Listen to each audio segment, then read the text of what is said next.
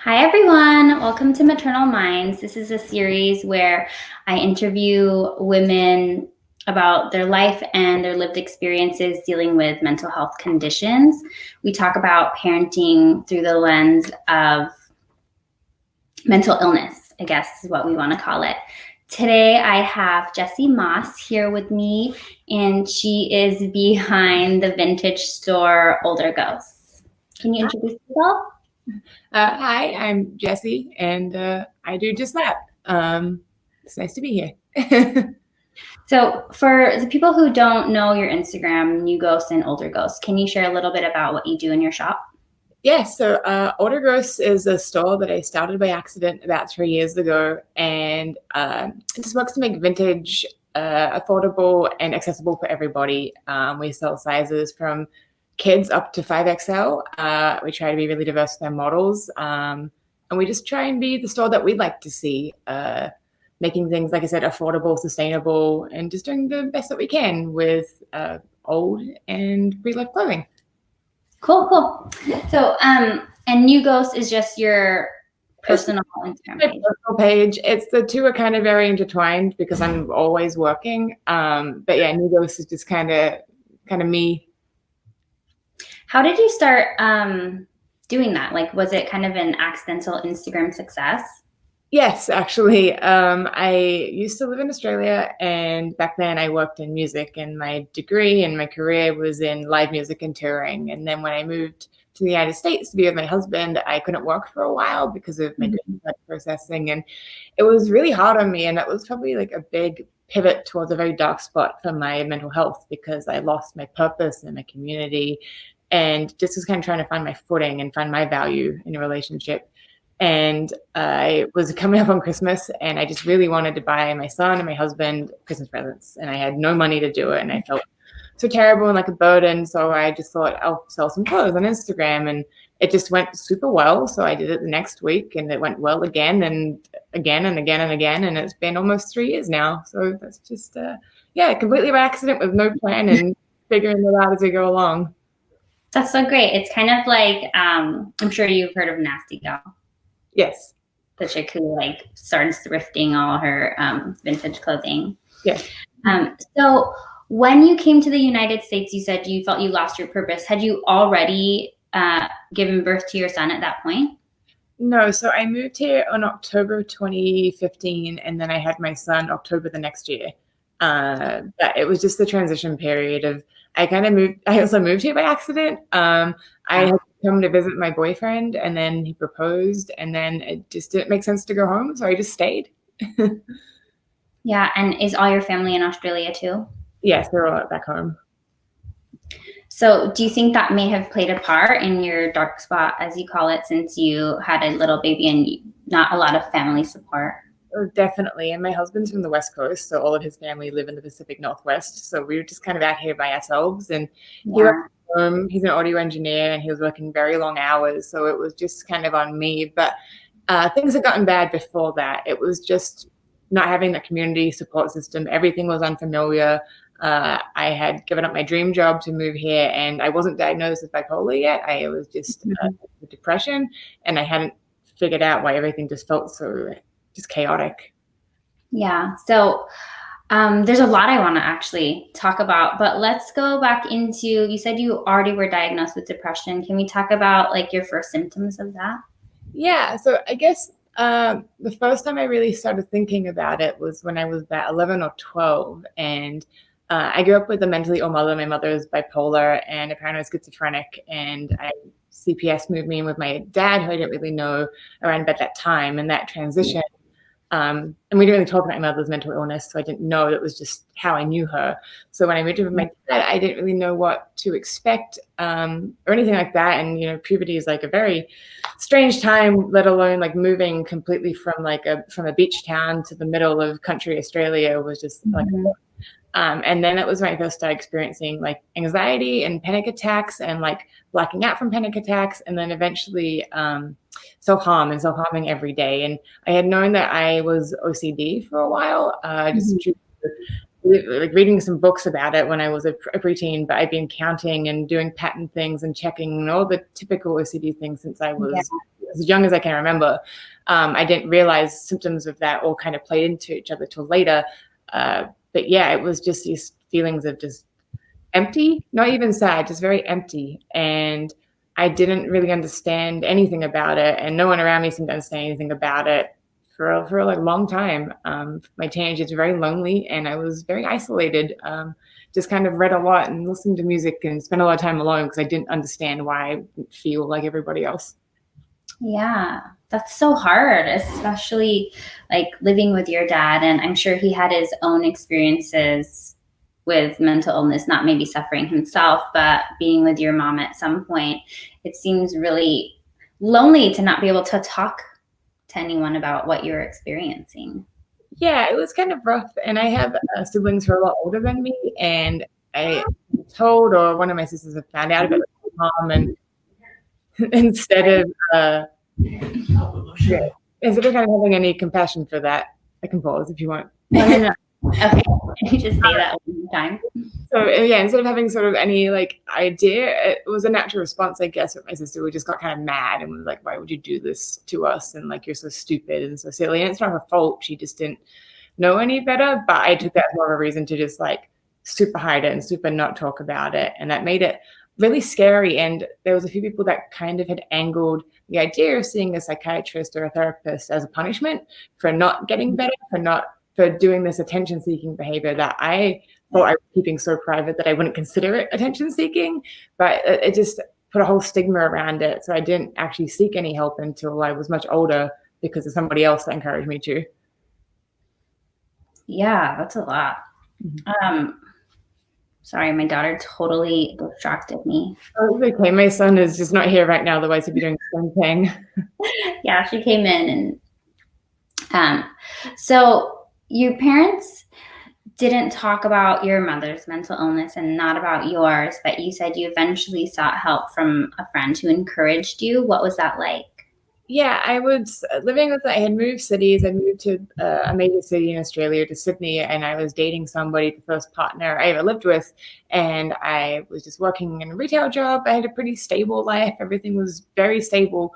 But I was just being hit with these feelings of I would like try to walk up my apartment stairs and I just sit on the landing and slump over and cry. And I wouldn't be able to get out of bed. I was just so exhausted. And it was just so tough. And I started self-harming again after a few years of having not really having got that under control. And I just felt so lost. And my boyfriend at the time, his sister is actually like, I don't know, she was just going through a lot of therapy and stuff herself and was like, "You should see my therapist, like you should go." And I kind of put it off. And then I went to my my PCP because I thought I was. What's a PCP? A primary care provider, a doctor. Went to my doctor, and was just like, I'm so exhausted all the time. Like I've been vegan for a very long time, so I was like, is it my iron? And we did all these tests, and one day she's like, I think you're just depressed. Like I think you're just very sad. And so she referred me to the therapist upstairs, who happened at this practice, who happened to be the therapist of my partner's sister. And it just was from there, it was like opening the floodgates of this. That was 2011 or 12. And then since then, it's been like, wow, like catching up on lost time. For sure. And you had OCD symptoms since you were a kid. How were you managing those symptoms, and how did that like play a part, if any, up until your depression diagnosis? So it was always just like, I always thought it was more of an irritation rather than something that was crippling, because, you know, it sucked to leave my house and then to have to go back on my way to school because did I leave the light switch on? Did I leave my hair straightened plugged in? Like I had to go press my poster back on the wall that's falling off for some reason with equal pressure on both hands, just like something like that. But then when I was self-harming, it became a thing with patterns of numbers and like doing it a certain amount of times or with the correct pressure. And that became like very like just overwhelming. And I hadn't realized yet that the intrusive thoughts I've been having on my life were part of OCD. And I didn't remember it for like a very, very long time. And I was scared to tell anybody or talk about it because I thought they think I was like, okay, depression is manageable and the counting thing is fine, but like you're having all these thoughts, like you must be violent. And so because my mom was always kind of violent too. So I was just scared that like my mom was institutionalized and I didn't want that. And oh, sorry, I've gone off the rails here. Totally fine. So your intrusive thoughts were like harm-based? Yes, they were harm-based. Like I wouldn't be able to like wait for a train without thinking about jumping in front of it, even though that scared me and I wasn't suicidal, or like driving my car and thinking about turning the wheel, even though I didn't want that. And then that really came into play even more when I was pregnant, because I had these wild episodes in my third trimester of dissociating, and I just was feeling no connection and no feeling, and like worrying about harming myself. And then when my son was born, I would have a lot of intrusive thoughts about harming him, even though it was like the last thing I would ever do, and it upset me so much because I didn't feel like I could tell my husband or any of my friends that like I'm scared to bathe my baby because I'm scared if I drown him by accident or on purpose, even though like it's hard to explain to somebody that doesn't experience that you would never ever do it, but like it's upsetting as a thing to you as it is to the person hearing it. So upsetting. I had the same thing, like the same intrusive thoughts before I was diagnosed. I just thought it was just like something weird that I just wouldn't tell anyone, like especially about the driving off the road. And I live in San Francisco, and I would go on the Muni a lot, and I would be so afraid that I would push my son's stroller into the track, or like even just jump off or push someone else in. Thoughts, like all of his thoughts. And like now that I can talk about it, so many people were just like, I have that too. But at the time, like I was just like searching like Reddit forums and things, being like, why do I feel like this? Why do I feel like I have to leave my husband and run away even though I love him? Why do I feel like I'm going to harm my child and I never would? And yeah, it's just like when you don't even realize that because people don't talk about it, like you just feel so good. I know. And it makes me think back to like maybe the 50s or 60s, or where you'd hear these stories where moms would just leave, or their father would be like, I'm going to the grocery store, and just not come back, right? And it's like maybe they were going through something. I don't know. I think about that all the time, especially when I think about, you know, the like old cliche of like the head in the oven, like 50s housewife type of thing. I'm just like, well, these are people that were lacking support. Like it's like awful that it's this joke and this cliche when it was just people experiencing things without any access to the help we have now. For sure. Totally. So back to help and access. Did you see a psychiatrist, or was it just a therapist? At the time, I think she was just a therapist. It was so long ago. But we started just kind of working on everything and talking about, like, we started with the OCD and making a list of my tics and trying to work on the least bothersome ones down to the ones that were like the hardest for me to shake. And we still hadn't talked about bipolar. We talked about being really anxious and social anxiety disorder and just depression and stuff like that. And I have a lot of childhood trauma too. And I remember I went away on a trip and she said, when we come back, we'll start working on this. And I realized we'd been doing dialectical behavior therapy at the time and some exposure therapy. Well, she fully explained that to me. And then when I came back, I was like, I'm not ready to do any of the trauma stuff. I'm good here. Like I can work and function, and I made a lot of changes in my life. I didn't realize it was me becoming extremely manic because I broke up with that partner. I quit my job. I signed up for college and I went to Europe like in the same week because I was just, I just slingshot in the other direction. And up until that point, I was 2021. I never had what I had known now to be mania symptoms, maybe some light stuff, but that was when it really kicked into overdrive. I mean, there's probably like a few more bouts before that of like impulsive and risky behavior, but I associated with just being a teenager. But as I got older, I was like, oh no, these are like, I can feel this now. And from where I am now, I definitely know when those like cycles are happening. Yeah. So were you diagnosed with bipolar 1 or bipolar 2? I was diagnosed with bipolar not otherwise specified, with periods of rapid cycling hypomania. So it's a fun little thing. It just kind of shifts a lot. So I feel like my diagnosis is forever changing, forever, like when it was just anxiety and then it was just depression and just this. So who knows? But that's kind of the structure that we're operating on now, and just kind of going that sort of framework. So how, like, since you have this not specified diagnosis, how does it feel for you to see, or how did it feel for you to see Kanye West portrayed in the media just recently? I mean, it's just like every media portrayal where you're either crazy or high functioning, but still not the same. And I think the way that we're viewing things is shifting a little bit, and because of things like social media and normalizing, like people with larger platforms being like, hey, I'm borderline or I'm bipolar or many of these things, and people being like, oh, like that's just a normal person. It's like, yes, we are just normal people. But I mean, still to the wider world, it's just, I just don't watch the news. I don't watch it that way because I don't want to hear the talking heads, and I don't want to hear what they have to say about things like that. Yeah, I don't really watch it either. It's very triggering, to say the least. Yes, absolutely. What do you do to manage your symptoms of bipolar disorder? So I see a great psychologist right now. Dialectical behavior therapy has been excellent, working a lot on mindfulness, especially with the chaotic year this has been. It's the most cliche thing in the world, but a lot of yoga and meditation. I didn't used to be that kind of person, but because I am always so manic and go, it's important for me to set aside real time to just slow and like let the thoughts kind of trickle instead of rush.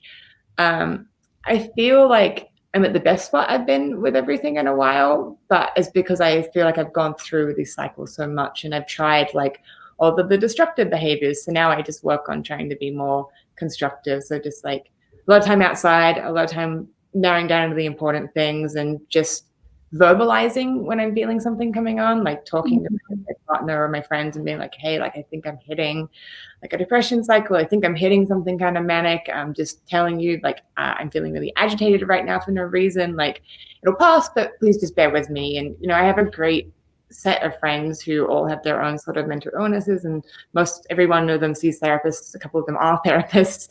So to be able to have people where you can just talk candidly and be like, yeah, I'm feeling really low energy, but I think it's just from being drained like, mentally, or like, hey, I actually have to cancel these plans right now because like I'm just not in a place. This is going to make it much worse. And, doing things like asking each other, like, can I talk to you about my day? Instead of just like trying to set boundaries.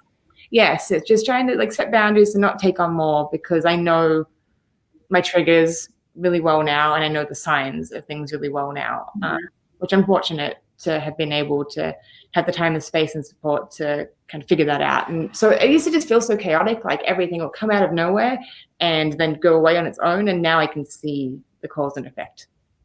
That's so good that you have some insight now, and it's not just like a surprise each time. I mean, there's a lot of hard work and a lot of hours and a lot of frustrations and dead ends, but I feel more in control of it now than I ever have. And I'm very lucky and fortunate for that. Yeah. Are you using medication?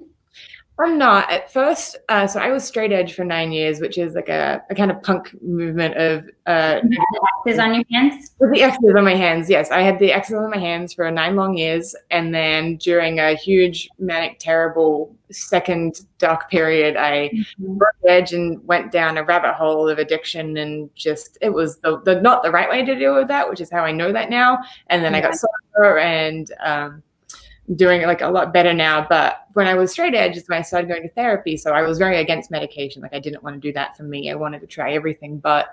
And then I loosened up on that. And then I moved here, and it took a while to get like new mental health care because of my health care while I was becoming a resident and everything. And so by the time I was seeing somebody new, we had talked about it again. But at that point, I just done so much therapy where he was like, I think you're in a good spot if you would like to try like this mix of things for the mania, because that was the most impactful thing at the time. Then like I implore you to, but if not, it's on you. And I thought about it and talked about it with my husband and stuff, and just thought, I don't think I need that right now. I will say no to it in the future, but I think I'm at a better place of being able to handle things with mindfulness and sobriety. But it's definitely like, just because it's not for me right now doesn't mean it won't be, or that it isn't for other people. Like, I think we shouldn't turn meds into this terrible thing when a lot of people really need them to get by or to find that level place to be able to receive other help. I think it works best in tandem with therapy, but that's just one view. Yeah, I think it's really hard because a lot of people are so keen to know who takes medication. Do you take medication? What type of medication? But the human body and chemistry varies so much from person to person, and each medicine affects everyone differently. So it's like a really hard conversation, I feel like, to start. I don't really love talking about it, but people want to know. I mean, sometimes I feel like a fraud when people ask me like, what meds are you on? And I say, I don't actually take meds, but it was like a long decision for me. And there's probably some periods I really could have benefited from. But it's important for people to know that if they're wary of meds too, for whatever reason, that there's other routes. Like you don't have to, but it's important to be open to them, I think. Mm-hmm. I'm also not on medication, and people will ask me and they're like, wow, you don't take any medication? You must not need it. And I'm like, well, it's not even about that. It's more like there was some like boundaries and obstacles to me taking medication for whatever reason. I didn't feel comfortable, and it wasn't going to be the plan for me. But it's not to say that at times I wasn't like, I wish I could just like, quote unquote, like, I wish there was something I could just take to get rid of this. And my family was like, yeah. Have you heard of medication? I was like, oh yeah, no, too scary. Yeah, absolutely been there. Yeah. So you seem to be managing your symptoms well right now. Can you talk about how it was after you had your son, and like how all these different conditions came into play? Yeah, after I had my son was kind of a blur. It was a difficult pregnancy. Not that there's any complications or anything, but it was like my body was just does not like being pregnant. It was very hard. Like I was in a lot of pain. I was nauseous and had migraines every day. I didn't have that like beautiful, joyous, glowing pregnancy thing. I didn't have like it was planned. My son was planned, so I was like very excited to do it. I like wanted to become a mother, but then I just felt so lonely, especially move and everything. And like I didn't have a baby shower. I didn't really have maternity photos. I don't have any of that. And so when I think of that time, it just feels like lonely. And then after he was born, I ended up being induced and having a C-section that I did not plan for and did not want. And so then for the next 5 days, I was just on so many painkillers that I missed that first week. It was just, it was rough. And that was a bad start to, like my son was great. But then as a baby, he was very needy just for me, specifically holding him standing and not sitting, not anything. Like that was all that would soothe him. And my husband worked very long hours because obviously he's providing for all of us now. And it was just a total shock and everything, but he's working in the studio till 2 a.m. and it's just me with my son and no friends, and I couldn't drive at the time. And I would just sit at the table and just cry sometimes, or I would just sit in the dark with him, holding him and just be sobbing. And not that I had like felt like I made any mistakes or anything, but it was just felt like I wasn't being the best mother or the best wife. I felt like I'm supposed to be able to give birth, and my body couldn't do it. And that was hard. I'm supposed to be able to breastfeed, but my baby won't latch. And I had to use a nipple shield. And I wanted to do extended breastfeeding, but it just didn't work out like that. Like I couldn't do it. And everything that I felt like I was supposed to be able to do, I couldn't do. And I didn't have anyone to help me. And that was really tough. And then it was just isolating. Like I would just count the hours until my husband would be finished just to spend some time with him. And I got very attached to my son in that time. Like he's my best friend now. Like he's the coolest little dude in the world, but it was just so isolating and really skewed my view. And I thought that I wanted 2 children, and I still flip-flop back, but it was just so hard that I don't think I could ever do a newborn again. And then part of me is like, well, if you did it again, you could rewrite that because you didn't know all these things. But it continued to be tough for a time. And about a year later, a year and 2 weeks, the day before Halloween, like I decided I wanted to jump off an overpass. I just like walked out of my house in the middle of the night, and during a blackout, after just like another weird conversation because I just couldn't feel anything, and I just like stood there and I just thought about it. And then it was cold. It was Massachusetts, and I was just in like a sweater, no shirt, jeans, and like sneakers. And I told myself that if I could just walk to the hospital, then it would be okay. Like if I could just get myself like 8 miles to the hospital with no phone or anything, no street lights, then everything would be okay. And the whole way there, like I was just on an autopilot, and I just thought about jumping in the river, which was like icy. I was like, I'm just a burden on everybody. Like I'm not even a good mother. I'm not a good wife. Like there's no redeemable qualities about me. I just have a phone full of numbers, but not a single person I want to call. Like it was just awful. And then I got to the section at the very end of the road, and it all sounds very dramatic, but it just was strange. But I thought, well, this is the fork. If I get there, if one person talks to me, I will go to the hospital. And if they don't, I'm just going to jump in the river like that. Like, that's it. Like, because no one will care. And out of nowhere, at 3 a.m, some strange man walked up to me and said, "Hey, is downtown that way?" And I said, "Yeah." Which was like a thing you would know if you live there. Like, there's no reason to come out of the suburbs and do that. And he said, "All right." And I was like, "All right, that's it." And then so I just walked to the ER, and I was just like shaking. I didn't know what to do. I was like, "Hey, like, I don't want to be alive anymore. Can you help?" And they took me in, and I have a tattoo between my shoulder blades, which is another hardcore tattoo. It says PMA, which stands for positive mental attitude. And one of the nurses was helping me get dressed, and she was like, "What does that stand for?" And I was like, "Well, you're never going to believe it." I actually ended up calling my husband, who didn't know where I was, couldn't find me. Like, I had no phone, and they couldn't get through because the power lines were down. There'd been this awful storm.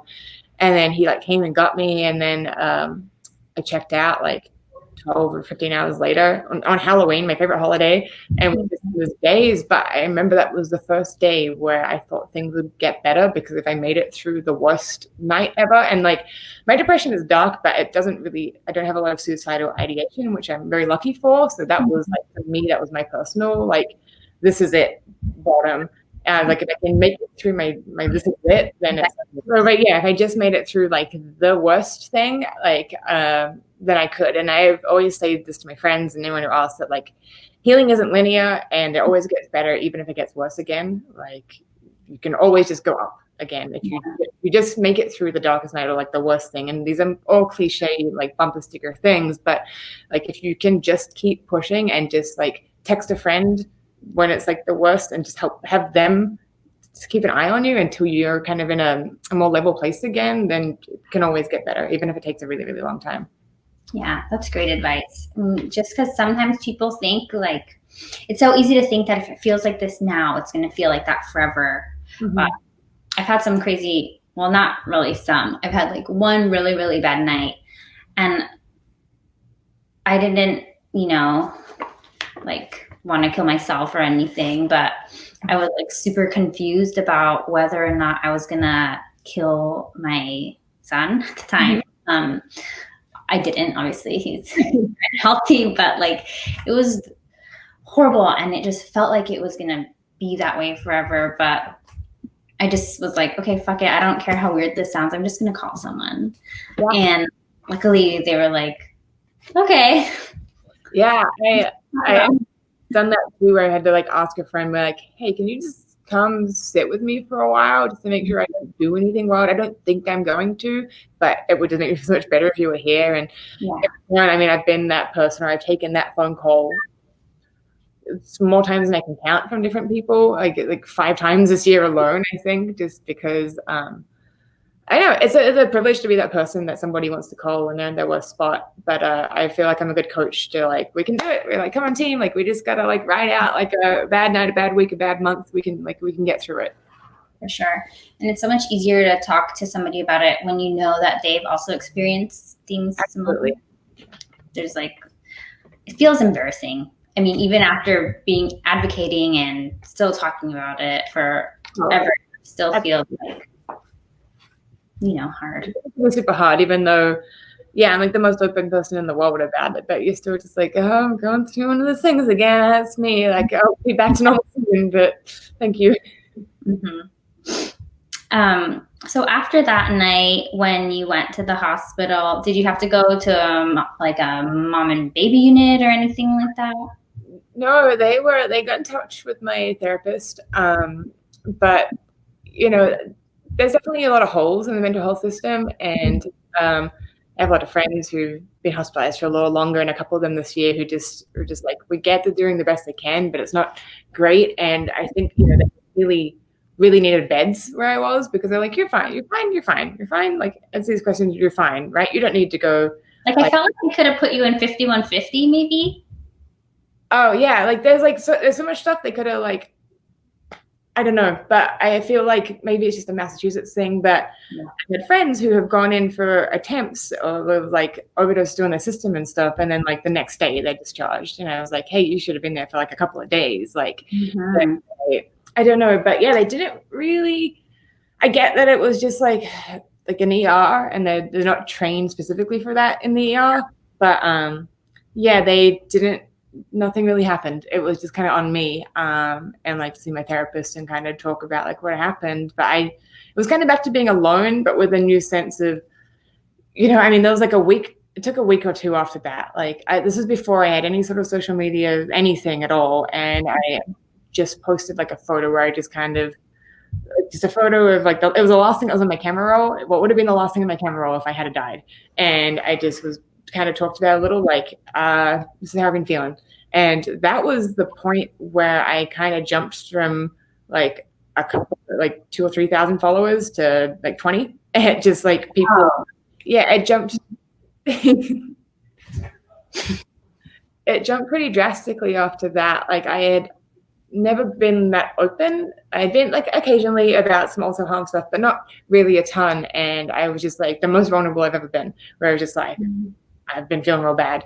And because I was living in this new place at the time, I didn't have any friends. And I was like, maybe, I don't know, maybe I'll connect. And that from that point, it was just people being like, I feel you, I feel this, like, let's hang out and just like talking. And like the community kind of rose after that. And that was October. And then I started the store, that was October 30, and I started my store December 18th the same year.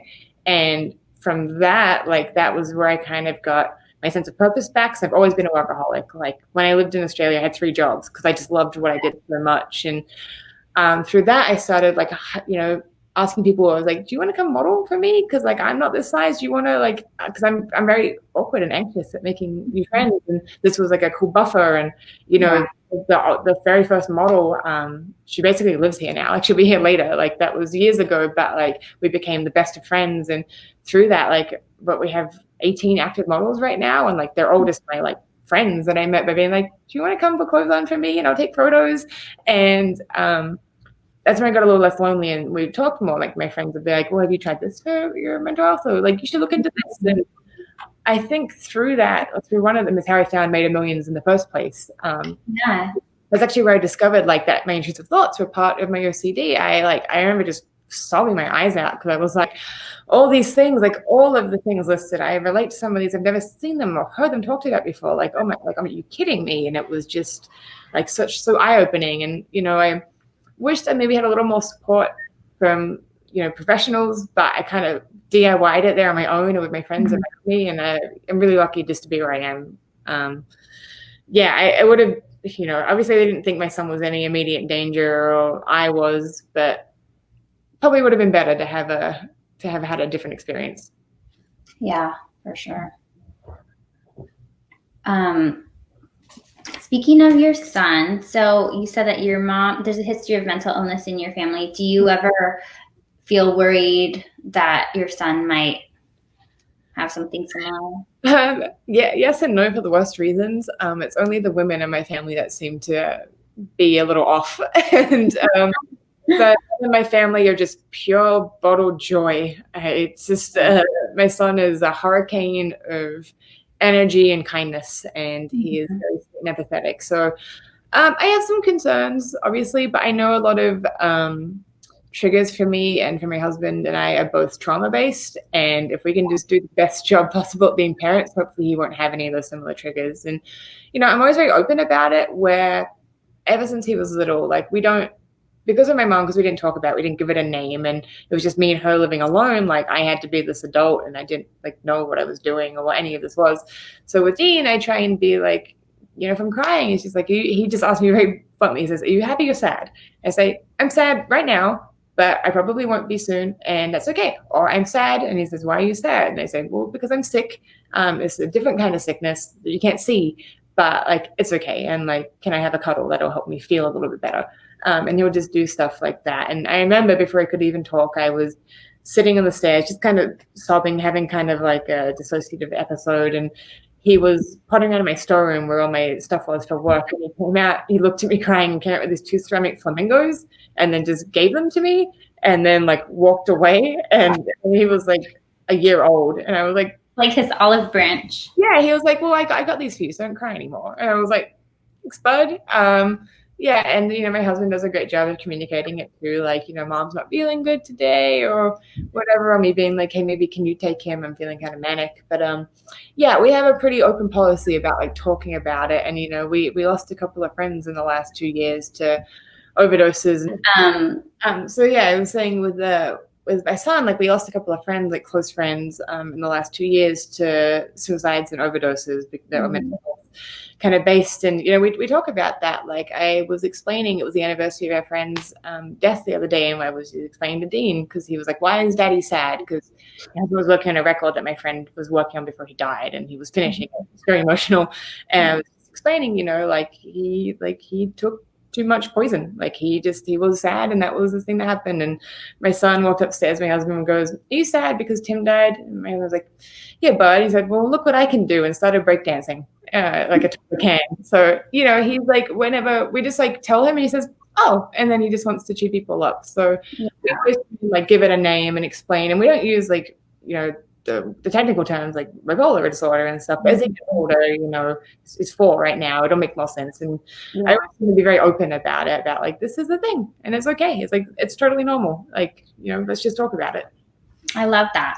Mm-hmm. I think it's really important to do that too, because my son would do things similar when I was like in my really I don't know, I wasn't diagnosed with postpartum depression or anything, but I just had such severe OCD symptoms that I think I was just depressed, naturally because that would happen.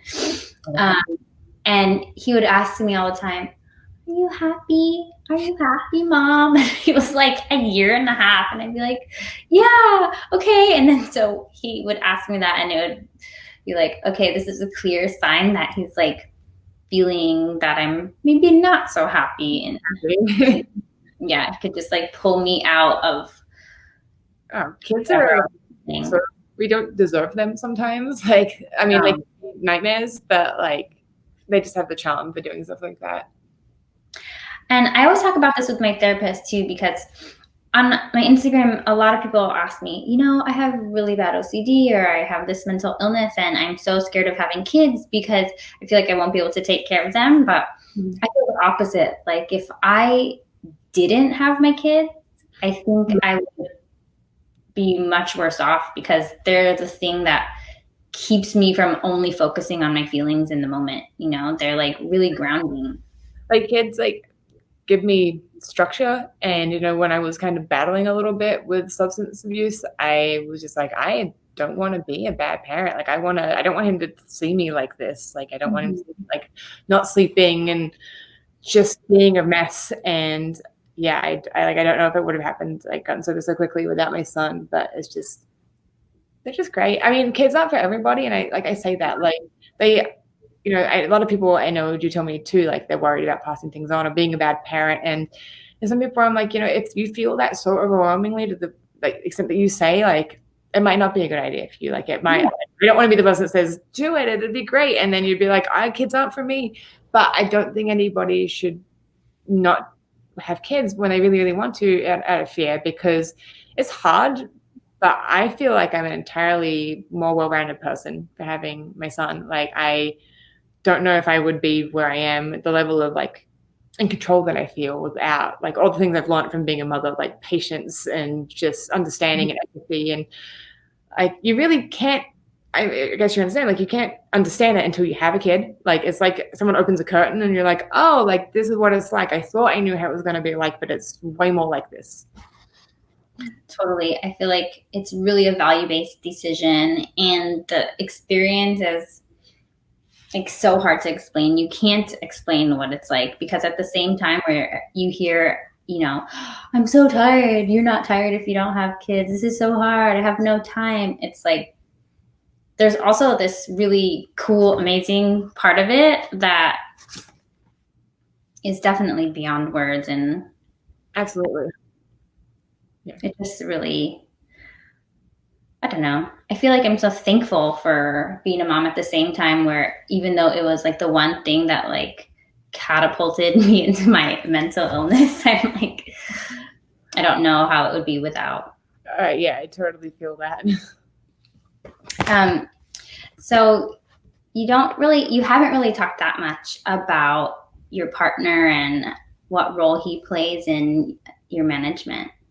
It was tough when we first started dating. I think every partner I'd had prior to him had some sort of mental illness and kind of had their own lens of understanding. I think when we started dating that my husband maybe didn't even believe that mental illness was real.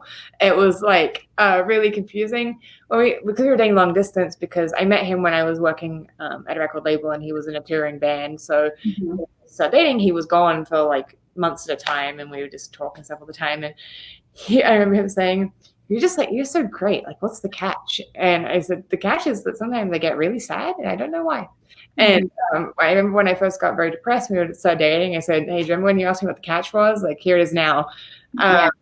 It was tough. I remember asking him to help me book a therapist or try and find help, because one of my huge anxiety triggers is I can dance in public. I can do all sorts of things like that, but I can't use a phone. Like, I can't use a phone to save my life without having a panic attack.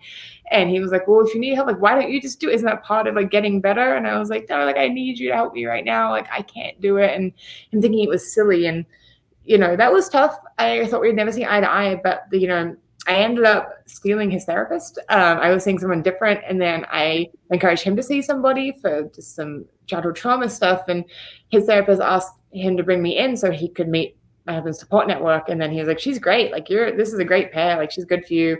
And I like to style so much that I was like, do you think I could maybe start seeing him too? So we did some trial sessions and it was a really great fit. So now we both go to our own appointments and then we go together sometimes to learn how to be better support network for each other, because we are very vastly different communicators and different people. And, there's a 12-year age gap and there's like lots of different things, or we're just different worlds, but we learn how to be there and how to like verbalize like, hey, I need this right now. He's very analytical and very bottom line, and I'm very like, I know, all over the place, creative. So we found this kind of middle ground on how to talk to each other in that way. And it's just time. Like, we've been married and together for 5 years now, and we found a kind of groove. It was like tougher before, but now we're just like, he's great. Like, I can just go to him and be like, I'm not doing so great, or like, I feel very manic, and he'll be like, yeah, I was noticing like you had some symptoms of being manic. Like, he won't put it on me and be like, you were being like a crazy bitch. He would just be like, yeah, I noticed you look like that was struggling you, or you looked off when this happened. And I'm like, yeah, thank you for like seeing that. Like, we always try and work on acceptance, honesty, communication, and trust. Like, that's our base for working together. So, I go to my friends a lot because sometimes it's easy just to talk to my group because they struggle with the same disorders and stuff. But my husband's always there when I need him, and it's just been great. Or like can sense when I need just time to me, or like I'm having a rough time, or we'll see like what he can take off my plate to just help things be a little lighter. So I'm very fortunate. And it's not like every partner like you'll meet and it will be off the bat like, this is great, this is exactly what I need. There can be struggles, but communicating through it and pushing through it, like, you can become good fits for each other and support each other. That's so great. And it's cool too that you're able to have the same therapist and have it not be weird for her. Yeah, I thought it would be weird. I thought it'd be weird, especially because he's like an older white dude who's just kind of old school. But like, apparently that's just like what I vibe with. So it's good. And then it obviously gives him a deeper understanding of the two of us as individuals. So when we go in together to work together, or vice versa, it's like we've already done a bunch of work. So it's very handy kind of to have somebody that's an impartial third party to be able to be like, Jessie's struggling right now, or hey, Jay needs you to do this. And, we can just do that. Cool. Well, it sounds like you have a really good support system. I think you can't say anything more about how important community is in managing a mental health disorder. Mm-hmm. And also, I'm so happy that you were part of the No One Told Me campaign for Made of Millions. Oh, yes. I was super thrilled to be a part of that. I wasn't expecting to be asked, and it was really cool. And it was the first time I had really thought back on that period for a time. And, I had to go dig up a photo from that period of my life because I don't have any of those things here. They're all at my parents' house. And it was kind of scary. I knew that people from my family would be seeing it and maybe feel some of that reflected on them. But I'm working through that because it's important to talk about that too. But, yeah, it was an overwhelming response to that too, where I had to kind of log off for about a week because I saw that on your page. I always like, I don't like to do anything half-assed, so I don't like to dislike a comment. Like if somebody wants to talk about something important, I like to give it my full attention. But running a business and like having a child and trying to be there for my friends and then also make it like a little bit of time for myself makes it hard to do that all the time. So I've been practicing setting those boundaries for myself this year because I was just making myself miserable trying to be everything for everyone. Yeah. But I was also grateful that like in the comments, people were finding each other and recommending like, hey, have you tried telehealth? And have you tried this? And it was just a place for somebody to feel like seen and to relate and maybe to look through and look at other people's things. Like that's awesome. Like I always just say, if me being open about stuff can make one person be like, oh my God, like I didn't know that thing had a name. Like that's just amazing, because that's how I discovered, not discover my illnesses, but discovered like people on the internet and people talking about their experiences. And I was like, that's exactly like me. Like, you mean this has a name? It was the same as when I was kind of navigating being queer as a teenager and just being like, well, how I have a name? And, whenever you find that sense of connection, it's such a pivotal moment in your life of just like turning the direction. It's so validating. Mm-hmm. I also love that your Instagram account, like you're open about your mental health, but it's not the center of it, right? You just like, I feel like you put just a really open, broad view of what it's like to live with mental illness and show also that it doesn't have to be only about it. Yeah, kind of. I think about that sometimes where I was like, I don't have it in my bio or anything like that. Like I just kind of talk about it and the occasional like shitty meme or something, because like it is a huge part of my life. There's not a day that goes by where I don't think about it, because it impacts my every day. But like you can't live your life according to a disorder. Like you just have to like, I don't know, seek other things. Like if it becomes your entire personality, just like anything, you become obsessed with that thing. And what I'm with right now is my friends, my job, and my family, and like doing things that serve me. And so like making that the focus, and mental illness is just kind of a little like thing that rides the wave of that. Like, all right, like I'm posting a lot of nature photos, which people see because I was outdoors, but they don't know if I was having like a totally manic episode and I needed just to get out of the house and go do that. So like everything I'm posting in a way is related to mental illness. Or like if I post a bunch of photos of like things that make me happy, it's because I'm trying to focus and be mindful of that. So it's all in there, but it's not like bipolar or anxiety or OCD is center stage. Like it's a part of it. Might be the reason you're seeing those photos, but we don't have to talk about it because, if you live it, you probably get it. Mm-hmm. Totally. Well, on that note, thank you so much for talking to me. I feel like we covered like so many things. Good. Yeah, and I really feel like you being open about it is helping lots of people. Also, it was super educational for me because I have a different set of symptoms than you. Oh, awesome. Thank you. I'm excited to see the rest of the series, and this is just such a cool thing that you're doing. So thank you for letting me be a part of it. Cool. Okay, so I'm going to wrap up this episode of Maternal Minds, and I'll see you next week for the next one. Awesome.